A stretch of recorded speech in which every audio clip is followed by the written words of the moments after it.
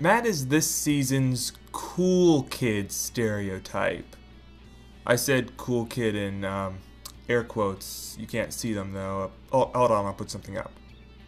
There we go, okay. And because of that, I remember him being everyone's favorite character from the season back when I was in school. Back then I never really took to Matt though, and I never understood his appeal, and today I still don't. I don't know, like I said, Matt's supposed to be the cool kid, so he's a loner, and he's kind of a rebel. I mean, he plays the harmonica, and he goes off on his own a couple times, even though it turns out to be like one of the worst things he could have possibly done. I think though, out of the boys in the group, Matt is probably the most emotionally unstable. I mean, when he gets angry, he gets really angry. And when he gets depressed, he gets really depressed. I mean, he built a cave out of his own sadness. How do you even do that? Whatever, it's retarded. We'll talk about it later. His emotional volatility mostly comes from his feelings towards his brother TK, which I think is Matt's best defining and best handled trait. Actually, I take that back. I think his best handled trait is probably the fact that his parents are divorced. No, wait, his brother. No, his parents. Let's just say his family is what the show handles best with Matt's character. Also, I would say that of all the parents in this season, Matt and TK's are probably the most interesting. I mean, the fact that the parents are divorced definitely opens up a lot of doors and opportunities for the writers to use. But at the same time, there are several ways to mishandle this characterization. But I think, for the most part, Digimon Adventure handles it respectably. I mean, the two parents have probably the most character out of all the kids' parents, and I really like this scene, right after Myotismon is defeated. I mean, TK is just so oblivious to the divide that his two parents have between each other, and it's another example of why I like Digimon and the third arc of this season. It brings the adults into the story and has them add character to the kids. I mean, with this interaction, you can kind of see why Matt's always a little mopey. He seems to hold some type of resentment against his mom, or both his mom and his dad, for the divorce and splitting up the kids. To me, that's a very realistic reaction for a kid to have and adds to Matt's character. You also get to see Matt's relationship with TK, and I think it's decent. I'm not going to talk about it too much because I want to save that for when I talk about TK, but I think they conveyed that Matt cares about his brother, but at the same time can be overprotective of him pretty well. And I also like that little storyline about how Matt was jealous of Ty because Ty seemed to act more like a big brother to TK than he could. That was pretty interesting. But I still think Matt is lacking, and I think the biggest reason why is because the show tries to make it so that Matt is Ty's equivalent, which is kind of a problem when the story focuses so heavily on Ty as the center. I don't think Matt has enough episodes where Matt takes charge of the group or develops leadership skills. I mean, Ty has like almost a whole arc dedicated to his development of leadership skills. Matt has the time he got tricked by this thing to think that Joe just wanted to wash dishes for the rest of his life. Or that time he split off from the group because the tree told him to.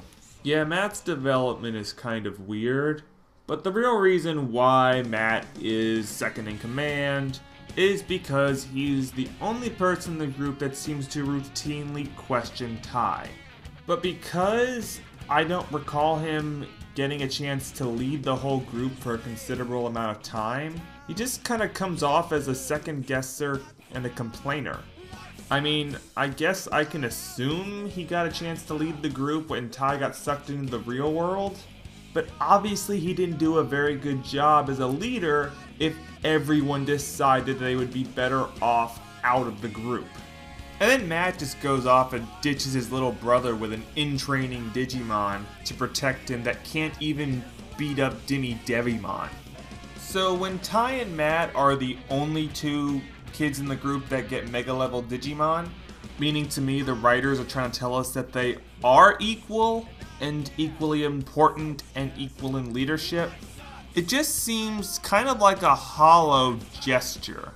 Kind of like the show's just saying, well, we need a second person with a Mega Evolution because we don't want everyone to be completely useless except for Tai in the next arc. And Matt is the only one we wrote to constantly question Tai and is his rival, so we'll give him one.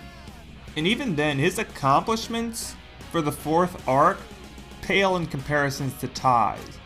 I mean, War Greymon takes out Metal Seedramon and Machine Dramon, seemingly with very little effort. I mean, War Greymon just hits Machine Dramon once and he just falls apart. Matt's big accomplishment was killing Puppetmon, who was easily dispatched by Matt because, well, he was tired and weakened by Tai and War Greymon. The only reason War Greymon didn't kill Puppetmon is because Puppetmon made his house come alive and they got distracted. Matt just came in at the last second and killed him. So, good job, Matt. You killed a weakened, battered puppet and piggybacked off the work of everyone else. Just go wait back in your swan boat. Another misstep I think that they had with Matt, well, not just Matt, most of the characters in the group, was the characteristic that his crest was supposed to represent. I don't know if this is going to be the best way I could possibly explain what I mean by this, but here it goes. Each crest represents something that the kid that owns it is supposed to excel at or embody to get a new evolution, or to like grow as a character, I don't know, something like that. And in order to embody the characteristic represented by the crest, they must, well, be tested on it. Tai's crest, the Crest of Courage, is very easy to test. All Tai has to do is do something courageous and selfless in the face of danger for the betterment of the group. And like I said, that's relatively easy. You give him like some fear of death or something, and then you have a chance for him to risk his life to save everyone. The Crest of Courage activates, and yeah. Matt's crest, though, the Crest of Friendship, is a bit harder, because how exactly do you test friendship? Well, you have to make Matt believe that he has no friends or is a bad friend. And given Matt's pre-established mopey and loner personality, this leads to some pretty forced and dumb sequences. The first dumb sequence came during the 3rd arc when Matt has his friendship crest put to the test when this clearly evil bat thing comes up and just randomly tells him, "Hey Matt, you don't have any friends and nobody likes you." And Matt just says, "I guess you're right." But then he's like, "Oh no, wait, I got friends and stuff. New evolution." But if that wasn't stupid enough, we got this part of the 4th arc. Now this is the 4th arc. We're on the home stretch here. This is supposed to be the last bit of character development that rounds out Matt's character. And I mean, we got some stuff to work with here. Matt's upset with Tai because Matt feels that he is failing TK as a big brother, which is causing TK to look at Tai as a big brother, so he's feeling jealous and down on himself, feeling that he may not be able to protect even his own family, and that maybe TK would be better off with Tai or something. Alright, so we're doing good here. We got some decent character stuff going on here that could lead Matt to take a more proactive role in the group's leadership. So Matt just kind of goes off on his own for a little bit to think about ways to better himself. And then this giant evil talking tree comes here, and he's all like, "Kay, you want to be a better human being? Go beat the crap out of Tai." Matt's like, "Oh, I don't know about that." And then the tree's just like, "Look in that magic lake. The magic lake is telling you to do it." And then Matt's just like, "Oh, okay." And he goes and he tries to, I don't know, defeat Tai. I don't quite understand what that means. Does he mean he's gonna like kill him? Or anyway. Then during the fight, this happens. We're gonna talk about it later. Then Matt decides to go off on his own again, because that worked so great the first time. He comes back briefly to kill steal Puppetmon. Thanks for helping, Matt. Group couldn't have done it without you. And then Matt goes off and sulks on his own, and we get this thing, probably what I think is one of the stupidest ideas in the series. Rivaling Baggermon's world-destroying superweapon that runs on misery, this is the cave built by sadness. This to me is so dumb on so many levels.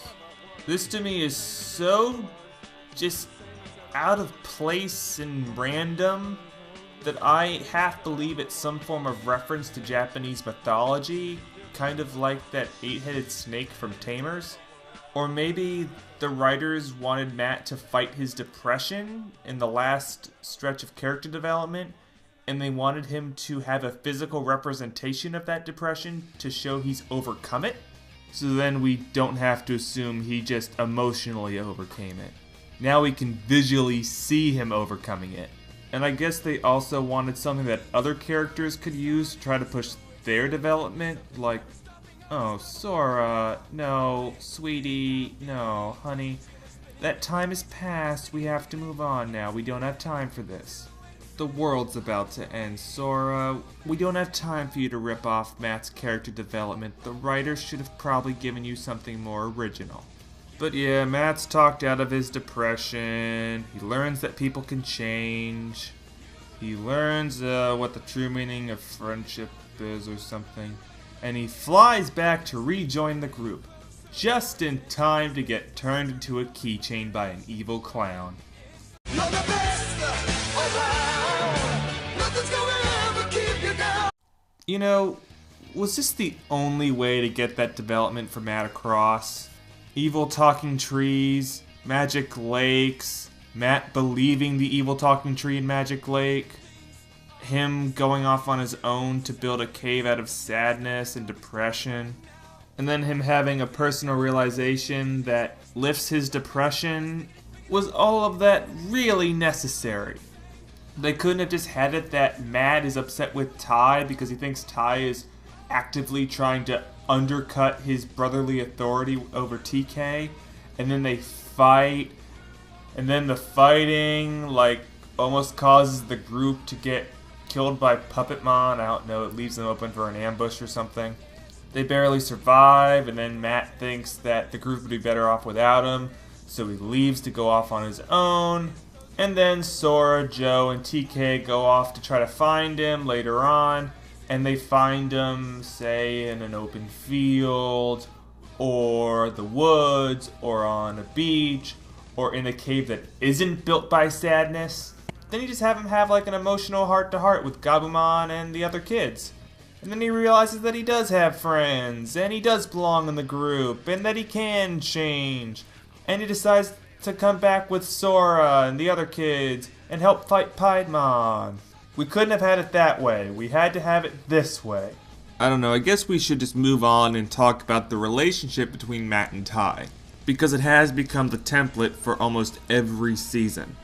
I mean, the formula is pretty basic. You've got a brash, strong-headed main kid and a more calculating second kid, who's kind of a loner. They clash because they have different ways of doing things, and it causes drama and eventually leads to some form of character development. And I mean, the relationship here is okay. The differences between Matt and Ty are plentiful enough to make it work.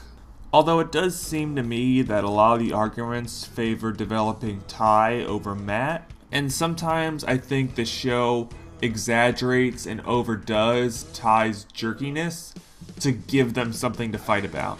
But at least they didn't make it that like Matt was wrong all the time to boost up Ty's character. I mean, when they get separated by Digimon in the first arc, but meet up later, Ty says he wants him and Matt to go fight Digimon now and take him out. Matt says that he wants to wait for the whole group to come together. One, because he wants to make sure everyone's okay, mainly his little brother TK, and also because he thinks that they would be able to fight better as a group.